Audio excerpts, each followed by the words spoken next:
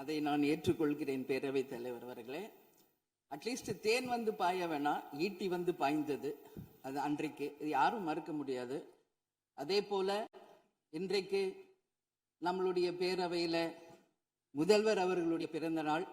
முதல்வருக்கு ஒரு கோரிக்கை வைக்கிறேன். இங்கு நான் சட்டமன்றத்திற்கு வந்த நாட்களில் இருந்து அவை பணியாளர்கள் எல்லாருக்கும் இது மாதிரி ஒரு டம்ளர்ல ஒவ்வொரு இடமா போய் தண்ணி கொடுத்துக்கிட்டு இருக்காங்க. இன்னைக்கு நம்ம ரொம்ப அட்வான்ஸ்டா போயிட்டு இருக்கோம். இன்னும் ஸ்டில் அந்த ஓல்டு மாதிரி போயிட்டு இருக்கு. இல்ல ஒரே ஒரு விஷயம், மாண்பு உறுப்பினர் வந்து இந்த தேன் வந்து பாய்ந்து அந்த வார்த்தை அவைக்குள் நீக்கப்படுகிறது. அதை எடுத்துருங்க. அடுத்ததுங்க, இது மாதிரி கொடுக்கறது வந்து ஒன்லி கிளீன்லினஸ் ஒண்ணு. அவை பணியாளர்களுக்கு நிறைய வேலை இருக்கு. ஒவ்வொரு டேபிளா அவங்க தவழ்ந்து வந்து கொடுக்கறது நமக்கே பார்க்கறதுக்கு ஒரு மாதிரி இருக்கு. ஸோ சிஎம்க்கு ஒரு ரெக்வெஸ்ட், பெட் பாட்டில்ஸ்ல ஒவ்வொரு டேபிள்லயுமே பாட்டில்ஸ் நீங்க வந்து குடி தண்ணீர் வச்சிடலாம். குடிச்சிட்டு அவங்கவுங்க இடத்துல அவங்கவுங்க வச்சிட போறாங்க. இதனால கவர்மெண்ட்டுக்கு எக்ஸ்ட்ரா செலவும் ஒன்றும் வரப்போறது இல்லை. அவங்கவுங்க இடத்துல வச்சிடலாம் அப்படின்ற என் கருத்தை நான் சொல்றேன். ஏன்னா இது வந்து டம்ளர்ல கொடுக்கறதும் அது மறுபடியும் கேட்கறதும் அவங்க வருவதும் அவங்களுக்கு நிறைய பணிகள். அது பதில் ஒவ்வொரு சீட்ல ஒரு பெட் பாட்டில்ஸ் மாதிரி கண்ணாடி பாட்டில்ல வாட்டர் வச்சுட்டா அவங்களுக்கு தேவைக்கு எடுத்துட்டு கொடுத்துடலாம். ஸோ இது பிறந்த நாள்ல வந்து முதலமைச்சருக்கு ஒரு கோரிக்கை வைக்கிறேன். அதுக்கு நாம நெகிழியில வேண்டாம், பிளாஸ்டிக் பாட்டில்ஸ் நம்ம வந்து அலோவ் பண்ண வேண்டாம், கண்ணாடி பாட்டில்ல நம்ம வைக்கலாம். அது வந்து உறுப்பினர்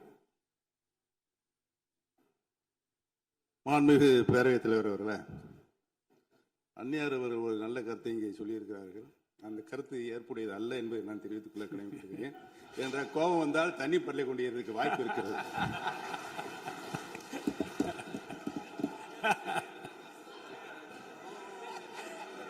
உறுப்பினர் பேசலாம். இப்போ தண்ணி பாட்டில் தான் வீசணும்னு கிடையாது, டம்ளர்ல கூட வீசி அடிக்கலாம். உறுப்பினர் ஒரு நிமிஷம். தலைவர் அவர்களே, நம்முடைய மாண்புமிகு முன்னாள் முதலமைச்சர் அண்ணன் ஓபிஎஸ் அவர்கள் ஒரு நிலையை குறிப்பிட்டு அதை எரிவதற்கான தண்ணி பாட்டில் எரிவதற்கான வாய்ப்பு இருக்கிறது என்று சொன்னார்கள். ஒருவேளை அவருடைய தனிப்பட்ட அனுபவத்தின் காரணமாக அதை அவர் இங்கே குறிப்பிடுறாரா என்பதை நான் அறிய விரும்புகிறேன். மாண்புமிகு உறுப்பினர், ஏன்னா காலையில இருந்து ரொம்ப காரசாரமாவே போயிட்டு இருந்துச்சு. அதனால ஒரு ஹாப்பியா நம்மளுடைய முதல்வர் பிறந்த நாள்ல எல்லாரும் சந்தோஷமா இன்னைக்கு நம்ம அவையை செய்வோம். சோ பாட்டில் தான் வீசணும்ன்றது இல்ல, வன்முறைக்கு வேண்டும் என்றால் இங்க எவ்வளவோ இருக்கு, எது வேணாலும் வீசலாம். பட் நம்ம எண்ணம் அது கிடையாது. நிச்சயமாக தண்ணீர் என்றாலே பிரச்சனை தான் போல இருக்கு. அது காவேரி தண்ணீரா இருந்தாலும் டாஸ்மாக் தண்ணீரா இருந்தாலும் அது ஒரு பிரச்சனையா தான் இன்னைக்கு மக்கள்கிட்ட இருக்கு. உறுதியாக காவேரியிலும் சரி மேகதாதுலும் தமிழ்நாடு சட்டமன்ற உறுப்பினர் மட்டும் இல்ல, யாரும் அதற்காக விட்டு கொடுக்க போவதில்லை என்பது உறுதி. இன்னைக்கு நம்ம முதல்வர் அவரும் புதிதாக முதல்வராக இருக்கிறார். கர்நாடகா முதல்வரும் முதல் முறை முதல்வராக வந்திருக்கிறார். கேரள முதல்வரும் முதல் முறை முதல்வராக வந்திருக்கிறார்கள். சோ 3 முதலமைச்சர்களும் ஒன்று நட்பு ரீதியாக பேசி இந்த பிரச்சனைக்கு தீர்வு காணலாம். அப்படி இல்லை என்றால் அவங்க சொல்றது கேட்கலன்னா பக்காவா நம்ம வந்து சட்ட ரீதியாக ரொம்ப ரொம்ப பழமையான ஒரு விஷயத்தை அன்னைக்கு நான் சொன்ன மாதிரி பேசிக்கிட்டே தான் இருக்கிறோம். இது வந்து முழுமையாக தீர்வு அடைய வேண்டும்ன்றதா எல்லாருடைய கருத்து. இன்னைக்கு நம்மளுக்குள்ள வாதங்கள் பிரதிவாதங்கள் டிஸ்கஷன்ஸ் இங்கு வந்தாலும் இது நிரந்தரமாக தீர்க்கப்பட வேண்டும் என்பதில் யாருக்கும் மாற்று கருத்து இல்லை. இப்ப 2026 இருக்கும், 3026 வரைக்கும் இது கண்டினியூ ஆகக்கூடாது, இன்னொரு 100 ஆண்டு காலத்திற்கு என்பதுதான் எல்லோருடைய எண்ணம். சோ அது நடக்கணும். அது மட்டும் கிடையாது, இன்றைக்கு நேற்று நடந்த ஒரு விஷயம் தமிழ்நாட்டில். நேற்று நான் நேரடியாக சென்று பாதிக்கப்பட்டவங்களை பார்த்தேன். yesterday was a black day for Tamil Nadu. Sunday black சண்டேவாக நேற்று இருந்தது. இதுவரைக்கும் தமிழகம் காணாத ஒரு பேர் விபத்து அது. இன்னைக்கு பேரிடர் வந்து எவ்வளோ பிரச்சனைகள் இருந்தாலும் ஒரு அமோனியா தாக்குதல்ல இத்தனை பேர் பாதித்தது தமிழக வரலாற்றில் முதல் முறை. அனைவரும் வடநாட்டை சேர்ந்த பெண்கள், 20 வயசுல இருந்து 25 வயசுக்குள்ள இருக்கிற இளம் பெண்கள். அவங்கள நேரா பார்க்கும்போது மிக மிக மனசுக்கு கஷ்டமாக இருந்தது. என்ன ஃபேஸ்ல பாக்குறோம், உதடு காது மூக்கு எல்லாம் ப்ளீட் ஆயிட்டே இருக்கு. அப்போ டாக்டர்ஸ் அங்க எக்ஸ்பிளைன் பண்ணாங்க, இங்க வெளியே நம்ம என்ன பாக்குறோமோ அதுதான் இன்னர், அதாவது லங்ஸ். இதை பற்றி ரொம்ப விரிவான விளக்கத்தை எல்லாம் அமைச்சர் அளிச்சுட்டாங்க. சுருக்கமா அதை நான் பார்த்தேன், சரியானதுதான். நீங்க மேற்கொண்டு அதை பற்றி பேச ஆளுநர் உரைக்கு நன்றி தெரிவிக்கிற கருத்துக்கு வந்திருக்க நீங்க. கண்டிப்பா. அதனால நான் நினைச்சேன் இன்னைக்கு ஒரு நிமிஷம் அவங்களுக்காக நம்ம மௌன அஞ்சலி செலுத்துவோம் என்று நான் எதிர்பார்த்தேன். இருந்தாலும் பரவாயில்லை. சோ அவங்களுக்கு நான் நேத்தே சொன்னபடி முதலமைச்சர் அவர்கள் 2 லட்சம் ரூபாய் கொடுத்திருக்கார். உடனே அமைச்சர்கள் போய் பார்த்தாங்க. அதெல்லாம் பாராட்டுக்குரிய விஷயம். ஆனாலும் ஏழ்மை குடும்பத்திலிருந்து வந்திருக்காங்க. சோ கன்சிடர் பண்ணணும்னு சொல்லி நான் கேட்டுக்கிறேன். உரிய சிகிச்சை தரப்படுகிறது. அவங்க பிழைப்பது நிச்சயம் கடவுள் கையில இருக்கிறது. சோ எல்லாரும் அவங்களுக்காக ப்ரே பண்ணுவோம் சொல்லி இந்த நேரத்தில் நான் கேட்டுக்கொள்கிறேன். ஒரு பெண்ணா அந்த பெண்களை பார்க்கும்போது என்னால் அதை ஏற்றுக்கொள்ள முடியலை. அதனாலதான் சபையில் அதை நான் பேசுகிறேன். அதே போல இன்னைக்கு முதல் முறையாக மற்ற சப்ஜெக்ட் எல்லாம் பேசிட்டு இருக்கேன். என்னுடைய தொகுதியை பற்றி இதுவரைக்கும் நான் பேசவே இல்லை. நான் சட்டமன்ற உறுப்பினராக வெற்றி பெற உறுதுணையாக இருந்த திராவிட முன்னேற்ற கழகத்திற்கும் அதன் தலைவர் அண்ணன் ஸ்டாலின் அவர்களுக்கும் இந்த நேரத்தில் என் நன்றிகளை தெரிவித்துக் கொள்கிறேன்.